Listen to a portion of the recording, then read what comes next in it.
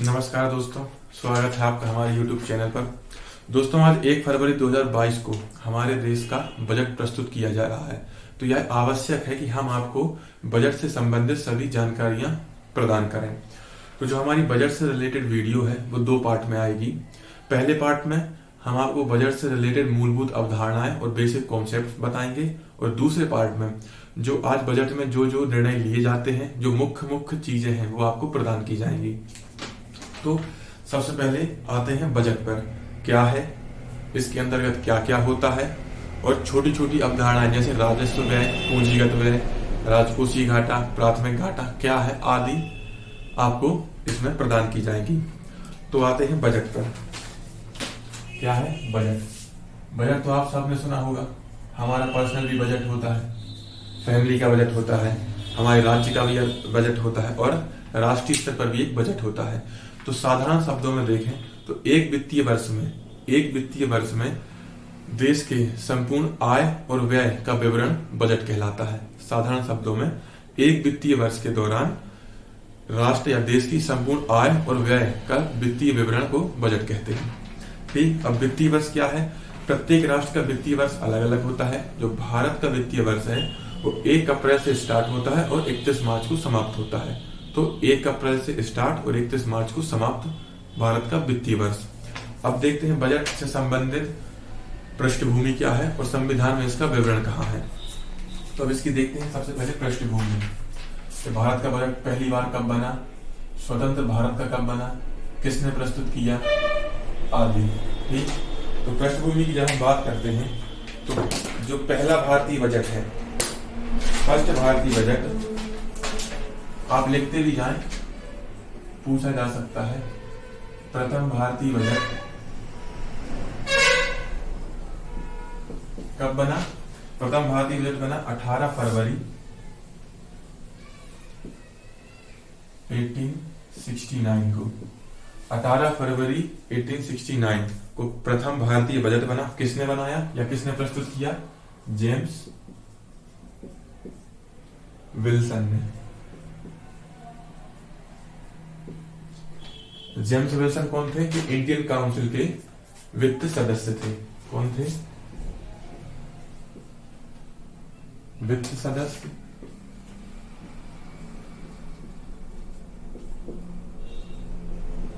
Indian council.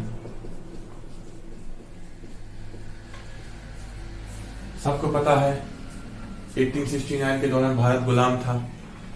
England की अर्थव्यवस्था भारतीय अर्थव्यवस्था पर प्रभावी थी। भारत के आर्थिक निर्णय इंग्लैंड से लिए जाते थे।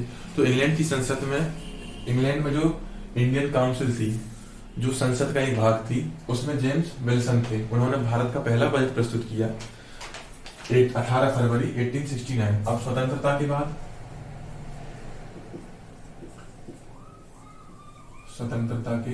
बाद, क्या हुआ? स्वतंत्रता के बाद जो पहला स्वतंत्र भारत का पहला बजट या फर्स्ट बजट,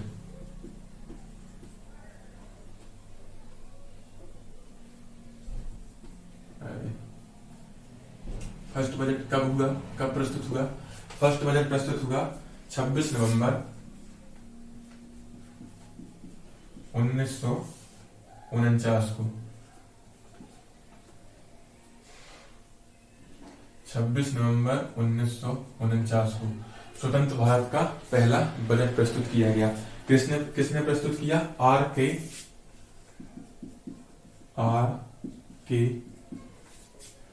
षणमुगम चेट्टी। ठीक, स्वतंत्र भारत का पहला बजट आर के षणमुगम चेट्टी। ये कौन थे? ये भारत के पहले वित्त मंत्री थे, फर्स्ट वित्त मंत्री। ठीक, और पहला बजट प्रस्तुत किया। तो स्वतंत्र भारत का पहला बजट आर के षणमुगम चेट्टी 26 नवंबर 1949 को। याद रखिए, इस समय तक सरकार का गठन नहीं हुआ था या अस्थायी सरकार थी। पहले चुनाव 1950-51 में हुए हैं या 51-52 में हुए हैं। और फिर इसके बाद आता है नाम किसका? जॉन मथाई का। जॉन मथाई। ये कौन थे? ये थे प्रथम फर्स्ट केंद्रीय वित्त मंत्री जॉन मथाई। आर के षणमुगम चेट्टी प्रथम वित्त मंत्री थे, लेकिन जब केंद्र सरकार का गठन हुआ, चुनाव हुए, उसके बाद वित्त मंत्री कौन बने? जॉन मथाई, प्रथम केंद्रीय वित्त मंत्री। अब क्वेश्चन आता है प्रथम वित्त मंत्री तो आर के षणमुगम चेट्टी, और प्रथम केंद्रीय वित्त मंत्री तो कौन है? जॉन मथाई। ठीक, इन्होंने क्या किया? इन्होंने संयुक्त भारत का फर्स्ट बजट। अब इस बजट और इस बजट में क्या अंतर था? संयुक्त भारत मतलब भारत धन जो रियासतें थी उनसे संबंधित प्रावधान किए गए थे। रियासतों हेतु वित्तीय विवरण।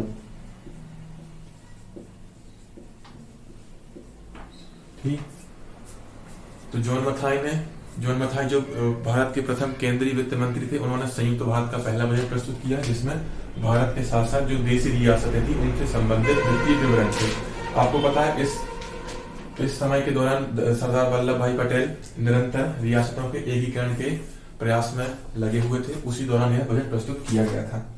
इसके बाद आता है, आपने सुना होगा पहले रेल बजट और आम बजट अलग अलग प्रस्तुत किए जाते थे, अब एक साथ प्रस्तुत किए जाते हैं। तो इसके पहले भी अलग अलग प्रस्तुत होते थे। तो आप एक चीज और देखिए, एकवर्ग समिति 1853 में डलहौजी के टाइम पर रेलवे आई, उसके साथ रेलवे का व्यापक विकास हुआ भारत में, जिसके कारण रेलवे के लिए अलग से बजट बनाया जाने लगा। तो एकवर्ग समिति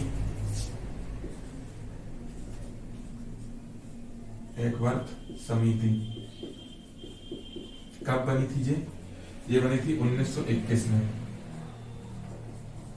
इसने सिफारिश की कि जो रेल बजट है उसको आम बजट से अलग कर दिया जाए।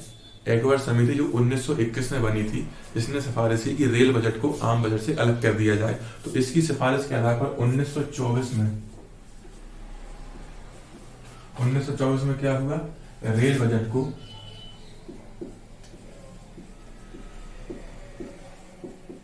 आम बजट से अलग किया।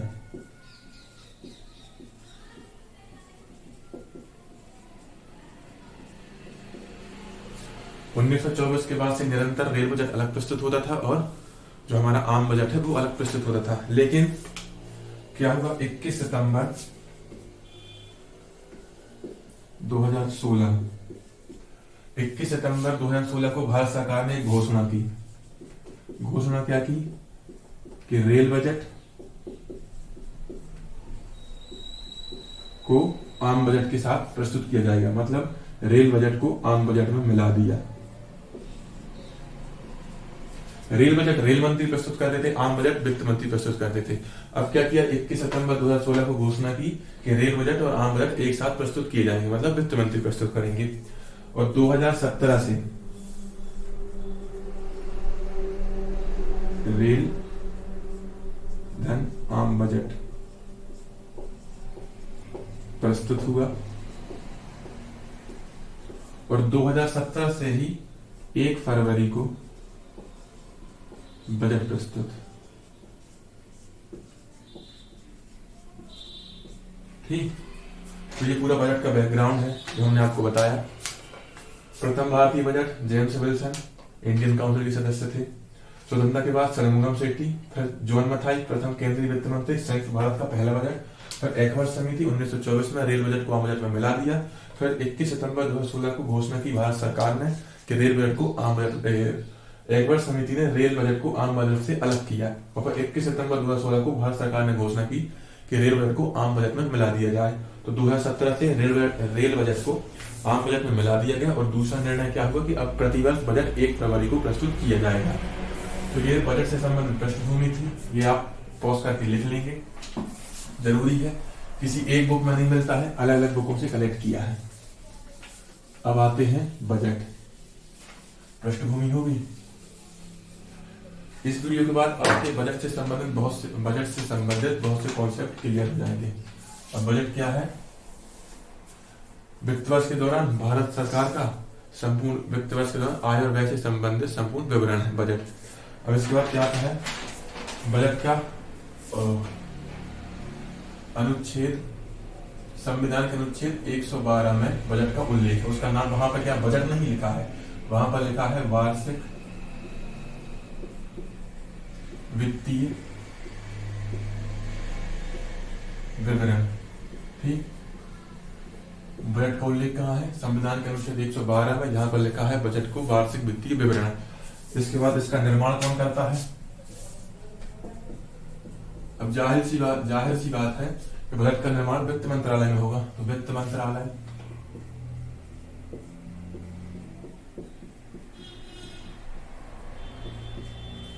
अगर इसके बाद और डीप क्वेश्चन पूछता है तो पूछेगा, ऑप्शन में आएगा आर्थिक मामलों का विभाग,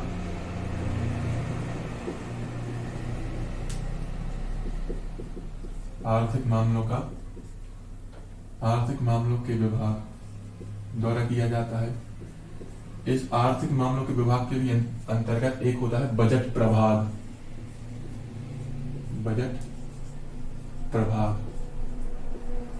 यहाँ पर होता है बजट का निर्माण। ये किसके अंतर्गत आता है? ये आता है इसके अंतर्गत, आर्थिक मामलों के विभाग की। और ये किसके अंतर्गत आता है? वित्त मंत्रालय के। ठीक, बजट का उल्लेख है संविधान के अनुच्छेद 112 में, वार्षिक वित्तीय विवरण। बजट का निर्माण होता है वित्त मंत्रालय के अंतर्गत, आर्थिक मामलों के विभाग में, उसके अंतर्गत आने वाले बजट प्रभाग में। ठीक, अब जो 1 फरवरी 2022 मतलब आज के दिन जो बजट प्रस्तुत हो रहा है वो मुख्यतः किस पर केंद्रित होने की संभावना है? वो है विकास पर, मुद्रास्फीति, अभी आप देख रहे हैं महंगाई लगातार बढ़ रही है,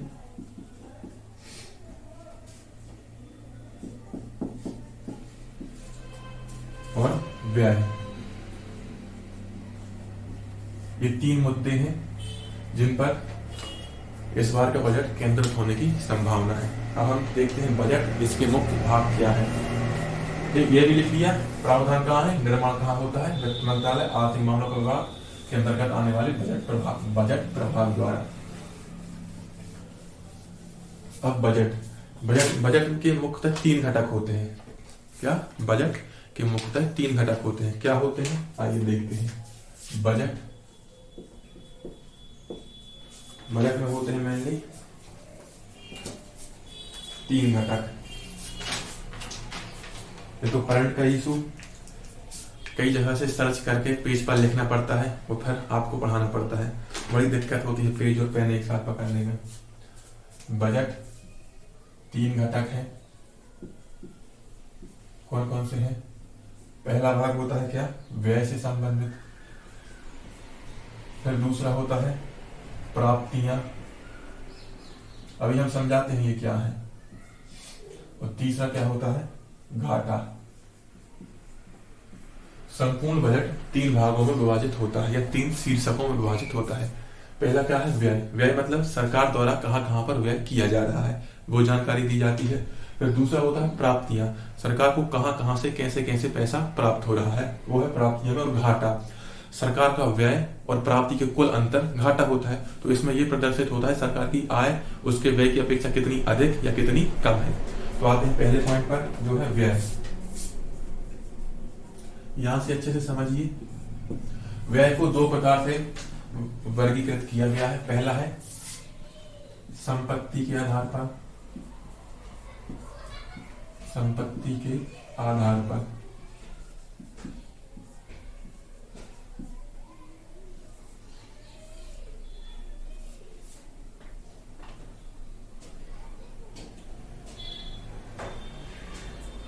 जो है संपत्ति के आधार पर व्यय 2 प्रकार का होता है। पहला है पूंजीगत व्यय और दूसरा है राजस्व व्यय। अब पूंजीगत व्यय और राजस्व व्यय क्या है? पूंजीगत व्यय मतलब कैपिटल एक्सपेंडिचर, मतलब पूंजीगत व्यय समझिए ऐसा व्यय जिससे किसी पूंजी का निर्माण होता है जो भविष्य के लिए लाभदायक है।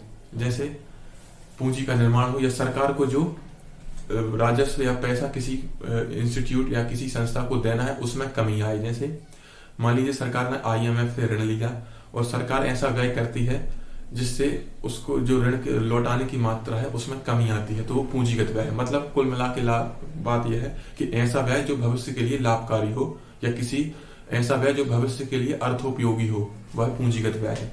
फिर दूसरा आता है राजस्व व्यय। इससे किसी संपत्ति का निर्माण नहीं होता है और ना ही देनदारियां, सरकार की देनदारियां कम होती हैं। तो इसमें लिखिए पूंजीगत व्यय में टिकाऊ संपत्ति होती है, टिकाऊ संपत्ति का निर्माण। हाँ, आपको अभी एक उदाहरण के माध्यम से समझाएंगे तो सब समझ में आ जाएगा। टिकाऊ संपत्ति का निर्माण होता है, या देनदारियां कम होती हैं, देनदारियां कम होती हैं।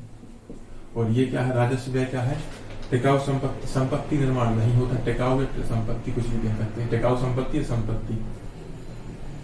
संपत्ति निर्माण नहीं,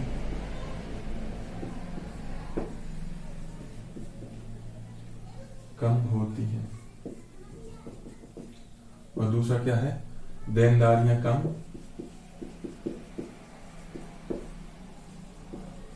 नहीं होती। ठीक, देनदारियां क्या है, सरकार को, जैसे हम अगर किसी से ऋण लेते हैं तो हमें उसको ऋण वापस करना है, तो वह हमारी देनदारी है। इसी संदर्भ में अगर सरकार को देखें तो सरकार किसी संस्था या RBI से ऋण लेती है, सरकार को उस ऋण को वापस करना है, तो वह सरकार की देनदारी है।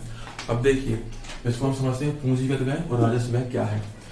मान लीजिए हमारे पास 10 लाख रुपए हैं और हमारे पास दो ऑप्शन है, या तो हम 10 लाख रुपए में 1 एकड़ जमीन ले लें या 10 लाख रुपए में कार खरीद लें। दोनों ऑप्शन है। अगर आप 1 एकड़ जमीन लेते हैं तो वो आपका पूंजीगत व्यय है, क्योंकि उससे आपकी संपत्ति का निर्माण होगा जो भविष्य में आपके लिए लाभकारी होगी। जो उत्पादक है, जो आपको वापस फिर उत्पादन करके देगी। जैसे हम जमीन पर खेती करते हैं तो वह हमें उत्पादन के फलस्वरूप खाद्यान्न प्राप्त होगा, जिससे हम लाभ कमा पाएंगे, वह तो ये है पूंजीगत व्यय। वहीं अगर बात करते हैं राजस्व व्यय की, तो 10 लाख रुपए में हमने कार ले ली, तो वह उत्पादक व्यय नहीं है, वह हमारी विलासिता या हमारा शौक है। आपने कार ली, उसकी कीमत तुरंत 8 लाख हो गई, तो उसका आपको भविष्य में लाभ नहीं होगा, तो यही है पूंजीगत व्यय। मतलब आपने जमीन ली, उसका मूल्य और बढ़ गया और भविष्य में आपको उससे लाभ होगा, तो ये है पूंजीगत व्यय। और राजस्व व्यय क्या है, आपको भविष्य में उससे कोई संपत्ति का निर्माण नहीं हुआ है। कार आपने खरीदी तो उससे किसी संपत्ति का निर्माण नहीं हुआ है, बल्कि आपके जो आपने व्यय किया है वो एक तरह से व्यर्थ हो गया, या तो आप उसकी कीमत नहीं बढ़ी, वो वही है, या उसका मूल्य उससे कम हो गया। तो अब सरकार के संदर्भ में देखें तो पूंजीगत व्यय क्या होता है, सड़क निर्माण, सड़क, रेलवे, स्कूल, ETC। अब सड़क बनाती है सरकार का पूंजीगत व्यय है। इससे पेट्रोल और डीजल का जो अपव्यय होता है खराब सड़कों में वो कम होता है, तो इससे सरकार को लाभ होगा। रेलवे बनाती है तो सरकार की सेवा में वृद्धि होती है, लोगों को सुविधाएं प्राप्त होती है, तो भी लाभ होगा। और स्कूल बनाना एक दीर्घकालीन निवेश होता है, जहां बच्चे शिक्षा ग्रहण करते हैं और ये सामान्य मानव से मानवीय संसाधन में परिवर्तित होते हैं। फिर आता है राजस्व व्यय। इसमें क्या है, वेतन देना, मजदूरी देना। राजस्व व्यय है वेतन, मजदूरी और ब्याज का भुगतान।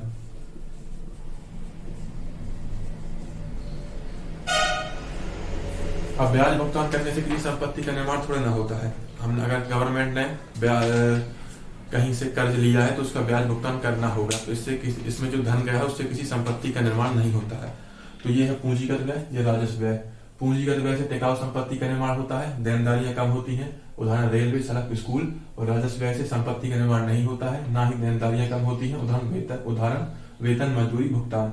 समझ में ना आए तो वही एग्जाम्पल जो हमने आपको दिया, अगर आपके पास 10 लाख रुपए हैं तो आप या तो कार ले लें या जमीन ले लें। अगर आप जमीन लेते हैं तो उसकी कीमत में वृद्धि हो गई और आपका भविष्य के लिए एक निवेश है, तो आपका पूंजीगत व्यय है। और अगर आप कार लेते हैं तो उसके मूल्य में कमी हो गई, तो उससे आपको भविष्य में कोई लाभ नहीं होगा, उल्टा आपके पैसे की कीमत कम हो गई, क्योंकि कार की कीमत दिन ब दिन कम होती जाती है, तो वो आपका राजस्व व्यय है। ठीक, तो व्यय का एक वर्गीकरण ये है। फिर दूसरा वर्गीकरण आता है क्षेत्रों के आधार पर। दूसरा क्या है, क्षेत्रों के आधार पर। ये इजी है। इसमें मेनली 4 भागों में विभाजित किया गया है। आर्थिक सेवा में क्या, आर्थिक सेवा में व्यय, सामाजिक सेवा में व्यय,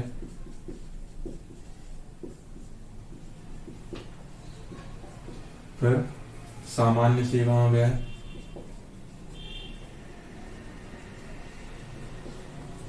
फिर सहायता अनुदान,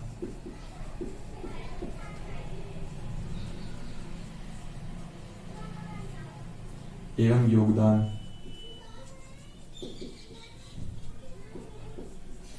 ठीक, तो व्यय का 2 प्रकार से वर्गीकरण किया गया है, एक पूंजीगत व्यय, दूसरा राजस्व व्यय। आपको इन दोनों को समझने की जरूरत है क्योंकि एग्जाम में ये ज्यादा पूछे जाते हैं और ये क्षेत्रों के आधार पर है, 4 क्षेत्रों में विभाजित किया गया है। अगर आर्थिक क्षेत्र में सरकार कोई व्यय करती है तो आर्थिक क्षेत्र मतलब उद्योगों को कोई राशि प्रदान करती है, उद्योगों हेतु कोई प्रोत्साहन योजना लाती है तो वो आर्थिक व्यय।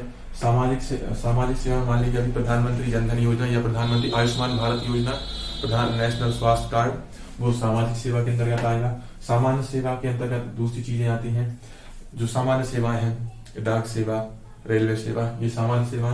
फिर सहायता अनुदान या योगदान। सहायता अनुदान मतलब किसी राज्य में कोई आपदा आ गई तो सहायता प्रदान करनी पड़ेगी तो सरकार का व्यय होगा, तो वो आता है क्षेत्रों के आधार पर व्यय। तो बजट का एक पोर्शन हमने व्यय कंप्लीट कर लिया, इसको आप कॉपी में लिख लेंगे, आगे इसकी जरूरत पड़ेगी। फिर इसके बाद आता है प्राप्तियां। प्राप्तियों से आशय क्या है, प्राप्तियां व्यय मतलब सरकार द्वारा जो धन खर्च किया जाता है तो वो है व्यय। अब आता है प्राप्तियां।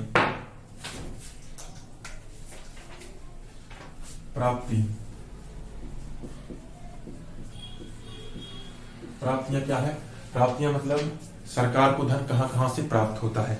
प्राप्तियां, व्यय मतलब व्यय करना, प्राप्तियां मतलब सरकार को धन प्राप्त होना। तो मेनली सरकार के धन प्राप्ति के 3 स्रोत हैं। पहला क्या है, या सरकार के धन प्राप्ति को हम 3 भागों में वर्गीकृत कर सकते हैं। पहला है राजस्व प्राप्ति,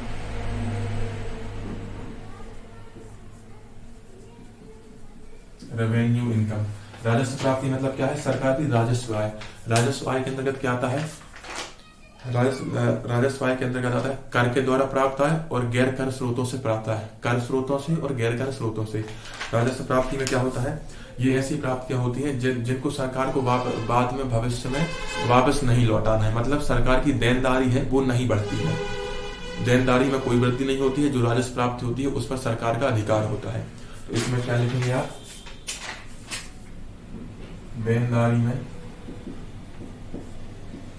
वृद्धि नहीं, उदाहरण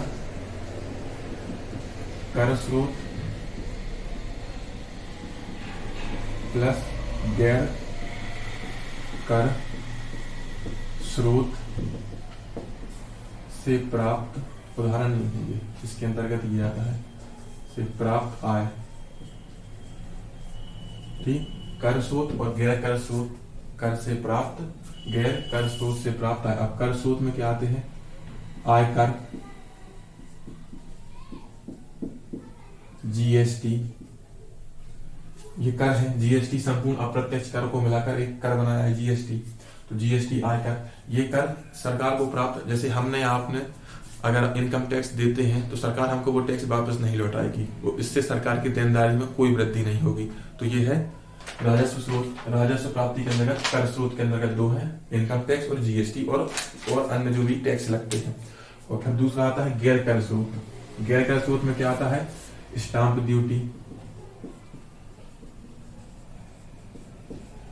ड्यूटी, और कोई भी शुल्क जो गवर्नमेंट लगाती है, ईटीसी, ये आते हैं गैर कर स्रोत के अंतर्गत। तो पहला क्या है, राजस्व प्राप्तियों का पहला स्रोत है राजस्व प्राप्ति। राजस्व प्राप्ति वह प्राप्ति है जो सरकार को कर स्रोतों और गैर कर स्रोतों से प्राप्त होती है। इसके माध्यम से सरकार की देनदारियों में वृद्धि बिल्कुल नहीं होती है। मतलब जो सरकार हमसे आयकर या जीएसटी लेती है या जो स्टाम्प शुल्क हमसे सरकार लेती है उसको सरकार को वापस नहीं करना होता है। फिर दूसरा आता है गैर ऋण राजस्व प्राप्ति। ठीक, नाम से ही स्पष्ट है, ये सरकार के प्राप्तियों का दूसरा वर्गीकरण है। मतलब इसके अंदर राजस्व प्राप्ति तो आएगी नहीं, क्योंकि उसका वर्गीकरण अलग है। और गैर ऋण राजस्व प्राप्ति मतलब ऋण नहीं है, ऐसी राजस्व प्राप्ति है जो सरकार के ऊपर ऋण नहीं है। तो फिर वही होगा, ऋण नहीं है तो देनदारियों में वृद्धि नहीं होगी, तो आता है देनदारियों में वृद्धि नहीं।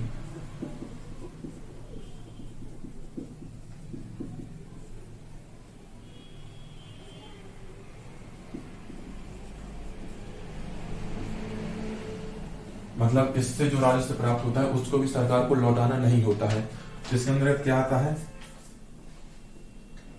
अब मान लीजिए सरकार ने किसी को ऋण दिया है, सरकार ने मान लीजिए बांग्लादेश को ऋण दिया है, तो उससे जो ब्याज होगा तो वो सरकार का गैर ऋण राजस्व प्राप्ति होगी, वो राजस्व प्राप्ति नहीं होगी, क्योंकि राजस्व प्राप्ति में केवल कर और गैर कर स्रोत आते हैं। और गैर ऋण राजस्व प्राप्ति में पहला आएगा ब्याज वसूली,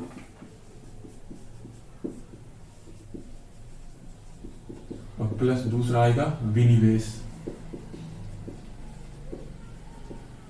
विनिवेश क्या है, आपने अभी एयर इंडिया में सरकार द्वारा विनिवेश की प्रक्रिया को अखबार में सुना होगा। विनिवेश एक प्रक्रिया है जिसमें सार्वजनिक क्षेत्र के उद्यम से सरकार अपनी हिस्सेदारी को कम करती है और निजी क्षेत्र की हिस्सेदारी बढ़ाती है। एक बार फिर से, विनिवेश वह प्रक्रिया है जिसमें सरकार सार्वजनिक क्षेत्र के उद्यम से अपनी हिस्सेदारी को कम करती है और निजी क्षेत्र की हिस्सेदारी को बढ़ाती है। मान लीजिए कोई कंपनी है जिसके 100 यूनिट शेयर है या इसका बजट 100 रुपए है, उसमें यदि सरकार की हिस्सेदारी 51% है और निजी क्षेत्र की 49% है, तो वह सार्वजनिक क्षेत्र का उद्यम होगा।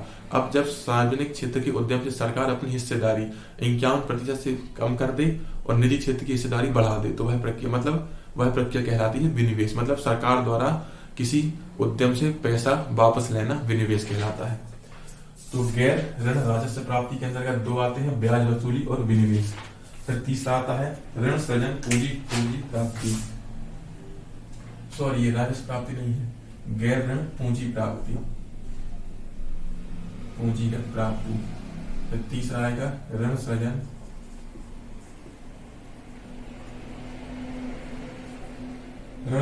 पूंजी प्राप्ति।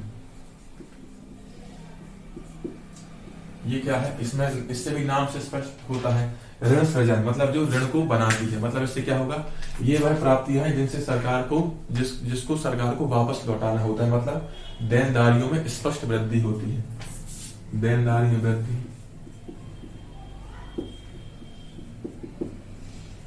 इसके अंतर्गत क्या आता है, इसके अंतर्गत आता है ऋण जो सरकार द्वारा लिए जाते हैं। देनदारियों में वृद्धि होती है, भविष्य में इनका भुगतान होता है, भविष्य में भुगतान करना होता है।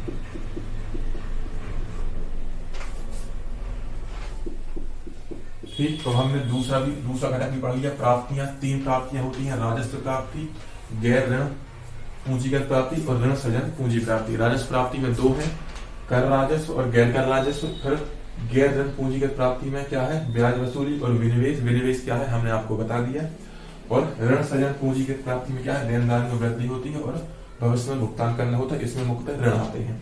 फिर इसके बाद आता है अंतिम चीज घाटा। ठीक, घाटा को हमें यही बताना पड़ेगा, घाटा को हमें यही बताना पड़ेगा। क्यों, क्योंकि इनका रिलेशन घाटा से होता है।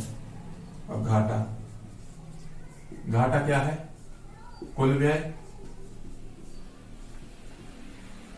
माइनस कुल आय,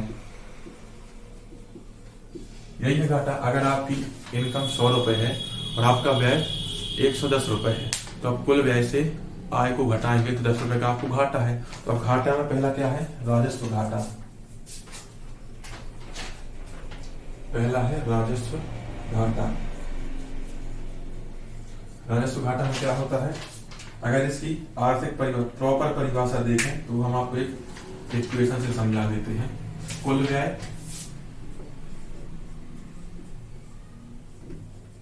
कुल व्यय माइनस राजस्व प्राप्ति और गैर ऋण पूंजीगत प्राप्ति। क्या है, राजस्व प्राप्ति प्लस गैर ऋण पूंजीगत प्राप्ति। ठीक, अगर कुल व्यय उसके राजस्व प्राप्ति और गैर ऋण राजस्व प्राप्ति के योग से अधिक है तो राजकोषीय घाटा होता है। समझिए, कुल व्यय धन माइनस कुल व्यय से घटाना है इन दोनों का योग, किसका? राजस्व प्राप्ति और गैर ऋण पूंजीगत प्राप्ति का योग यदि कुल व्यय से कम है तो राजकोषीय घाटा है। अब देखिए दूसरी चीज, यदि राजकोषीय घाटा धनात्मक है, यदि राजकोषीय घाटा धनात्मक है, धनात्मक मतलब कुल व्यय कुल इन दोनों के योग से अधिक है, राजस्व प्राप्ति और गैर ऋण पूंजीगत प्राप्ति के योग से अधिक है। मान लीजिए कुल व्यय है 100 रुपए और राजस्व प्राप्ति कितनी है? 70 रुपए और गैर ऋण पूंजीगत प्राप्ति कितनी है? 20 रुपए। तो कितना हो गया? 100 माइनस 90 बराबर 10 रुपए का राजकोषीय घाटा है। तो ये है, इसका मान धनात्मक है। ऋणात्मक कब होगा? मान लीजिए 100 रुपए वो है व्यय है और राजस्व प्राप्ति 90 रुपए है और गैर ऋण पूंजीगत प्राप्ति 20 रुपए है। ठीक, तो इसका मान होगा 100 माइनस 110 बराबर -10। तो ये होगा, ये स्थिति नहीं होती है, प्रायः नहीं होती है, क्योंकि हमेशा व्यय आय से अधिक होगा। विकासशील देशों में तो नहीं होती है, अमेरिका जैसे राष्ट्रों में होती है। भारत में हमेशा राजकोषीय घाटे का मान धनात्मक होता है, जिसका अभी प्रयास किया जा रहा है कि इसको कम से कम किया जा सके। अब क्या होता है, यदि राजकोषीय घाटे का मान धनात्मक है मतलब व्यय अधिक है, प्राप्ति कम है, तो सरकार को धन की आवश्यकता होगी। तो सरकार धन कहाँ से लाएगी? तो धन के स्रोत को मेन लिए है राजस्व प्राप्ति, देश के संपूर्ण सभी लोग जो इनकम टैक्स देते हैं उससे पैसा ले लिया, और गैर ऋण पूंजीगत प्राप्ति मतलब जो ब्याज वसूली है और सरकार द्वारा जहाँ पैसा लगाया गया है वो भी वापस ले लिया। फिर भी सरकार का व्यय उसकी आय से अधिक है तो फिर सरकार को वित्त पोषण करना होता है। वित्त पोषण मतलब वित्त पोषण या वित्त की पूर्ति जो कम गया है वित्त पोषण कैसे करती है? वित्त सरकार लेती है फिर ऋण, और ऋण को ही क्या कहते हैं? ये ऋण सृजन पूंजी प्राप्ति। इससे जिसको भविष्य में सरकार को लौटाना होता है और भविष्य में भुगतान करना होता है। तो ये ऋण सृजन पूंजीगत प्राप्ति। अब समझ आया प्राप्तियों और राजकोषीय घाटे में क्या रिलेशन है? अगर राजकोषीय कुल व्यय का मान राजस्व प्राप्ति और गैर ऋण पूंजीगत प्राप्ति के योग से अधिक है तो राजकोषीय घाटा धनात्मक है। और यदि धनात्मक है तो आय कम है, व्यय अधिक है, और जब व्यय अधिक है आय कम है तो सरकार को वित्त पोषण चाहिए। मतलब जैसे अगर आपकी इनकम 100 रुपए है और आपका व्यय महीने भर में 120 रुपए है तो आपको 20 रुपए चाहिए। 20 रुपए कहाँ से चाहिए? या तो आप क्रेडिट कार्ड बनवाएंगे, या तो आप EMI करेंगे, या तो किसी दोस्त से उधार लेंगे। तो वही उधार लेना कहलाता है ऋण सृजन, उससे ऋण का सृजन होता है। तो ऋण सृजन पूंजीगत प्राप्ति, और यही ये है जिससे देनदारी में वृद्धि होती है और भविष्य में भुगतान करना होता है। तो सरकार की प्राप्तियों का जो एक घटक है, जो एक प्रकार का है, जो प्राप्तियां 3 प्रकार की होती है, तो एक प्रकार है वो सरकार के राजकोषीय घाटे पर, ये राजकोषीय घाटा है, राजस्व घाटा नहीं है, वो सरकार के राजकोषीय घाटे पर निर्भर करता है। राजकोषीय घाटा, ठीक, राजकोषीय घाटे पर निर्भर करता है सरकार किस स्रोत से धन लेगी या नहीं लेगी। इसके बाद 2 घाटे और हैं। इसके बाद आता है दूसरा, क्या है? प्राथमिक घाटा। प्राथमिक घाटा ये क्या है? राजकोषीय घाटे के बाद घाटे का दूसरा प्रकार है प्राथमिक घाटा। प्राथमिक घाटा का फॉर्मूला क्या है? राजकोषीय घाटा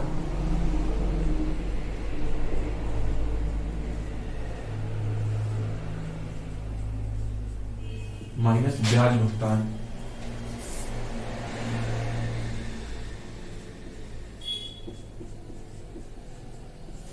सरकार ने जो ऋण लिए हैं या RBI को जो गारंटी दी है तो उसका जो ब्याज भुगतान किया जाता है वही है।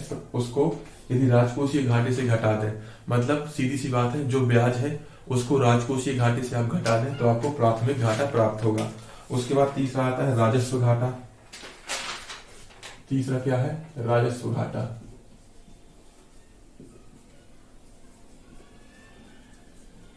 राजस्व घाटे के अंतर्गत राजस्व घाटे को एक सूत्र में देखें तो क्या है? राजकोषीय घाटा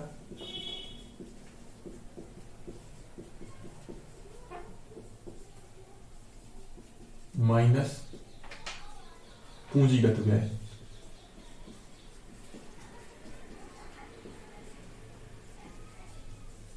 अभी हमने आपको व्यय समझाए थे, ऐसा व्यय जिससे किसी टिकाऊ पूंजी का निर्माण हो जो भविष्य के लिए लाभकारी हो, या उस व्यय के मूल्य में भविष्य में वृद्धि हो। मतलब जैसे आप जमीन खरीदते हैं तो उसके मूल्य में भविष्य में वृद्धि होगी। तो राजकोषीय घाटे से पूंजीगत व्यय को घटा दें तो जो व्यय किया हमने वो राजस्व व्यय है, जो उत्पादक नहीं है, अनुत्पादक है, तो वह कहलाता है राजस्व घाटा। राजकोषीय घाटे से पूंजीगत व्यय को घटा दें तो हमें प्राप्त होता है राजस्व व्यय, जो अनुत्पादक होता है। तो राजस्व व्यय क्या है? राजस्व व्यय राजकोषीय घाटा है। आप फॉर्मूला याद रखेंगे तो ये हो गया घाटा। तो बजट के अंदर मेनली 3 प्रोविजन होते हैं, 3 घटक होते हैं या 3 शीर्षक होते हैं। यह है व्यय, पूंजीगत व्यय, राजस्व व्यय क्या है हमने आपको बताया। फिर दूसरा आता है प्राप्तियां, राजस्व प्राप्तियां कर स्रोतों से और गैर कर स्रोतों से प्राप्त होने वाली प्राप्तियां राजस्व प्राप्तियां है। उसके बाद आता है गैर ऋण पूंजीगत प्राप्ति। गैर ऋण पूंजीगत प्राप्ति क्या है? जो ब्याज वसूली होती है और विनिवेश के माध्यम से जो सरकार को प्राप्त होता है, इसमें सरकार की देनदारियों में वृद्धि नहीं होती है। फिर तीसरा आता है ऋण सृजन पूंजीगत प्राप्ति। जब सरकार का राजकोषीय घाटा धनात्मक होता है तो सरकार को वित्त पोषण की आवश्यकता होती है। तो वित्त पोषण के लिए सरकार कहीं ऋण प्राप्त करती है तो वही उससे जिससे ऋण का सृजन होता है। मतलब सरकार ऋण ले रही है तो ऋण का सृजन हुआ, तो उसी को कहते हैं ऋण सृजन पूंजीगत प्राप्ति, जिसको भविष्य में देना होता है। उदाहरण है ऋण। फिर आता है घाटा, कुल व्यय और कुल आय के अंतर को घाटा कहते हैं। राजस्व राजकोषीय घाटा क्या है? कुल व्यय माइनस राजस्व प्राप्ति, पहले 2 का योग। राजस्व प्राप्ति और गैर ऋण पूंजीगत प्राप्ति का योग को कुल व्यय से घटा दिया जाए तो राजकोषीय घाटा प्राप्त होता है, जो हमेशा धनात्मक ही होता है विकासशील देशों के संदर्भ में। फिर आता है प्राथमिक घाटा। राजकोषीय घाटे से ब्याज भुगतान को घटा दिया जाए तो प्राथमिक घाटा प्राप्त होता है। और फिर आता है राजस्व घाटा। राजकोषीय घाटे से पूंजीगत प्राप्तियों को घटा दें तो फिर आता है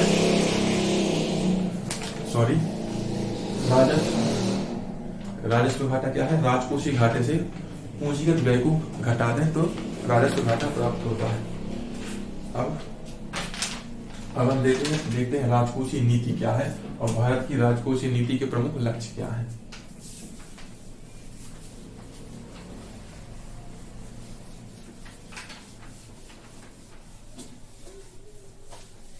प्रत्येक देश की एक राजकोषीय नीति होती है।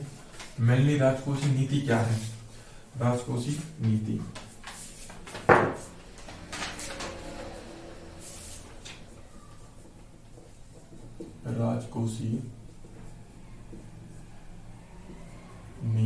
या फिस्कल पॉलिसी। राजकोषीय नीति क्या है? सरकार के कुछ आर्थिक लक्ष्य होते हैं।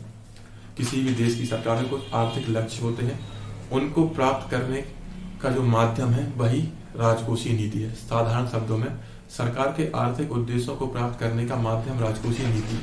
अब पारिभाषिक स्तर पर जाएं तो सरकार की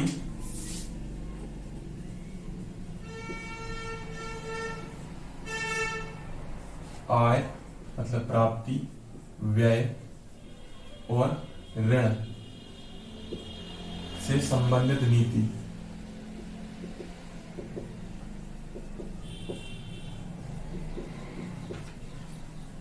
जिसका उद्देश्य क्या है? आर्थिक लक्ष्यों की प्राप्ति। आर्थिक लक्ष्यों की प्राप्ति। ठीक। प्रत्येक राष्ट्र की राजकोषीय नीति अलग अलग होती है, तो इसकी परिभाषा क्या है? सरकार की आय, व्यय और ऋण से संबंधित नीति जिसका उद्देश्य जो आर्थिक लक्ष्य निर्धारित किए गए हैं उनको प्राप्त करना है। ठीक। जो बजट है वो राजकोषीय नीति का प्रमुख अंग है। मतलब ये है राजकोषीय नीति,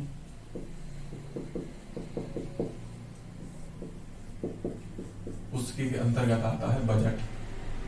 ठीक। तो राजकोषीय नीति के अनुरूप ही बजट का निर्माण किया जाता है। जो भारत की राजकोषीय नीति है वह उसके कुछ दिशा निर्देश या कुछ लक्ष्य हैं। तो उन लक्ष्यों का निर्धारण कैसे होता है? तो भारत की राजकोषीय नीति को 2016 में एक समिति बनी थी जिसको कहते हैं एन के समिति की रिपोर्ट आई थी 2016 में।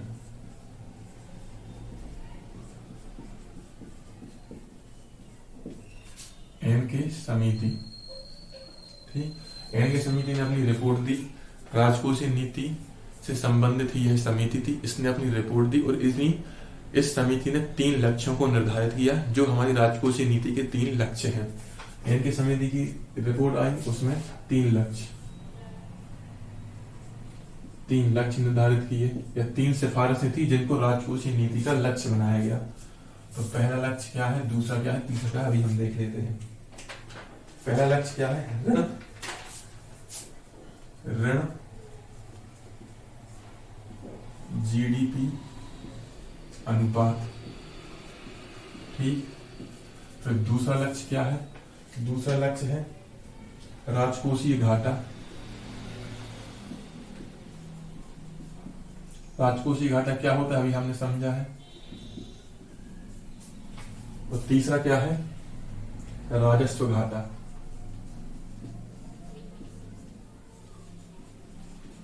ठीक। जो हमारी राजकोषीय नीति है उसका निर्धारण एन के समिति की रिपोर्ट के आधार पर किया गया है, जिसमें मेनली राजकोषीय नीति के 3 लक्ष्य निर्धारित किए गए हैं। जो पहला है ऋण जीडीपी अनुपात, मतलब बजट का जीडीपी का कितने प्रतिशत भाग ऋण होना चाहिए। मान लीजिए ऋण जीडीपी अनुपात को ऐसे समझ सकते हैं, अगर ऋण जीडीपी अनुपात 20% है तो अगर 100% जीडीपी में से जीडीपी 100% है तो जीडीपी का 20% ऋण है। 20% ऋण जीडीपी अनुपात है तो कुल जीडीपी में से 20% आपका ऋण है। समझ में आया? जीडीपी ऋण अनुपात, मान लीजिए जीडीपी ऋण अनुपात 20% है तो 100% जीडीपी में से या 100 रुपए आपकी जीडीपी है तो 20 रुपए आपका ऋण है। तो ये है ऋण जीडीपी अनुपात। तो इसका क्या है? ऋण जीडीपी अनुपात 2022-23 के लिए निर्धारित, 2022-23 तक के लिए 2022-23 तक इन लक्ष्यों को प्राप्त करना था। इसके लिए ऋण जीडीपी अनुपात केंद्र सरकार का अलग है और राज्य सरकार का अलग है। ये फैक्चुअल इंफॉर्मेशन है, वनडे एग्जाम में डायरेक्ट पूछी जा सकती है, या कोई बड़े एग्जाम की प्रिपरेशन कर रहे हैं तो उसके लिए तो और भी ज्यादा जरूरी है।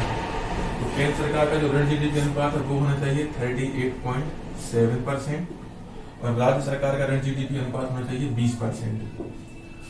तो पहला लक्ष्य क्या है? ऋण जीडीपी अनुपात। ऋण जीडीपी अनुपात क्या है? जीडीपी का कितने प्रतिशत हिस्सा ऋण के रूप में होना चाहिए। तो केंद्र सरकार के लिए 2022-23 तक निर्धारित किया है 38.7%। मतलब अगर केंद्र सरकार की जीडीपी 100 रुपए है तो 38.7 रुपए तक इसका ऋण हो सकता है या होना चाहिए। और राज्य सरकार का कितना है? 20%। मतलब अगर राज्य सरकार की टोटल जीडीपी 100 रुपए है तो उसका 20 रुपए ऋण होना चाहिए, या अधिकतम 20 रुपए ऋण होना चाहिए, इससे ज्यादा नहीं। ये लक्ष्य है, निश्चित रूप से वर्तमान में इनसे ज्यादा है। तो इनको प्राप्त करने की सिफारिश एन के समिति ने, एन के सह समिति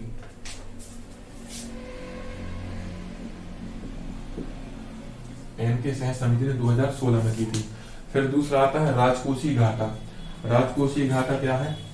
राजकोषीय घाटे को चरणबद्ध तरीके से कम करने की सिफारिश की थी। क्या थी वो? 31 मार्च 2020 तक ये होना चाहिए जीडीपी का 3%। जीडीपी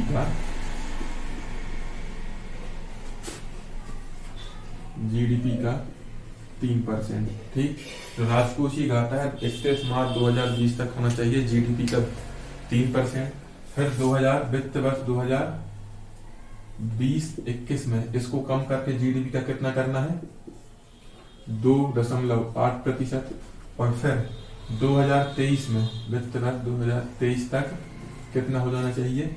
ये होना चाहिए 2.5%। ठीक। राजकोषीय घाटा कुछ चरणबद्ध तरीके से कम करना है। 31 मार्च 2020 तक जीडीपी का 3%। फिर 2020-21 में 2.8% और 2023 तक ये 2.5% के आसपास होना चाहिए। फिर आता है राजस्व घाटा। राजस्व घाटा का क्या है? राजस्व घाटा का जीडीपी अनुपात में प्रतिवर्ष 0.25% अंकों की कमी।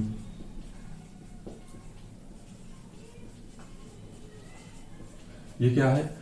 वर्तमान में जितना भी राजस्व घाटा है उसमें प्रतिवर्ष 0.25% अंकों की कमी होनी चाहिए। मतलब अगर इस साल 1% राजस्व घाटा है, 2020 में मान लीजिए 1% है, 2021 में कितना होना चाहिए? 0.75।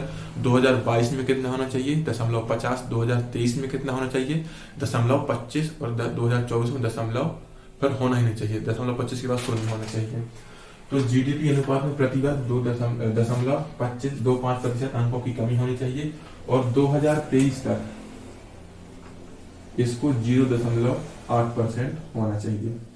तो ये हमारे राजकोषीय नीति के लक्ष्य हैं जो एनके सेन समिति की सिफारिश के आधार पर निर्धारित किए गए हैं।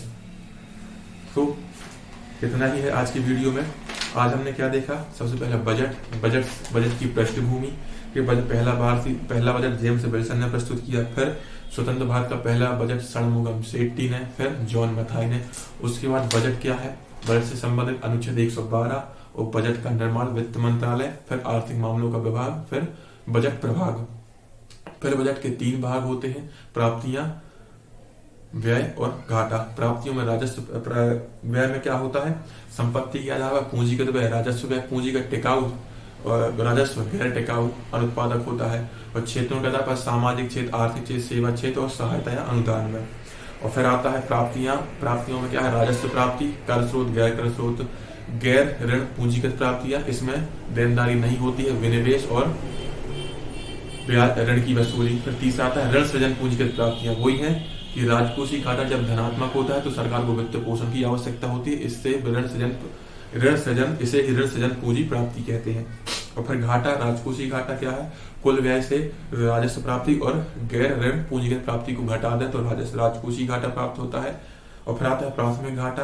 राजकोषीय घाटे से ब्याज भुगतान को घटा दें तो प्राथमिक घाटा। और राजस्व घाटा, राजकोषीय घाटे से पूंजीगत व्यय को घटा दें तो राजस्व घाटा। फिर आता है राजकोषीय नीति। क्या है? सरकार की आय व्यय ऋण से संबंधित नीति है जिसका उद्देश्य आर्थिक लक्ष्यों की प्राप्ति होता है। जो बजट है वो राजकोषीय नीति का एक प्रमुख अंग है। तो एनके सेन समिति ने हमारी राजकोषीय नीति के कुछ प्रमुख उद्देश्य निर्धारित किए हैं जिसकी जो उनकी 2016 में आई रिपोर्ट के आधार पर निर्धारित है। पहला है ऋण जीडीपी अनुपात 2022-23 तक केंद्र सरकार का ऋण जीडीपी अनुपात 38.7% और राज्य सरकार का 20% होना चाहिए।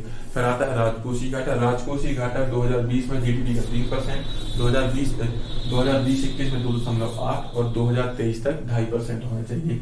और राजस्व घाटा क्या है? जीडीपी अनुपात में प्रतिवर्ष 0.525 अंकों की कमी होनी चाहिए और 2023 तक 0.8% तक राजस्व घाटा पहुंचना चाहिए, इससे ज्यादा नहीं होना चाहिए। तो आज की वीडियो में इतना ही है। अब जैसे ही हमें बजट से संबंधित संपूर्ण तथ्य हमारे पास होंगे, हम आपके लिए फिर एक वीडियो और बनाकर आपको प्रस्तुत करेंगे। यदि कोई परेशानी है तो कमेंट बॉक्स में लिखें। तब तक के लिए धन्यवाद। जय हिंद।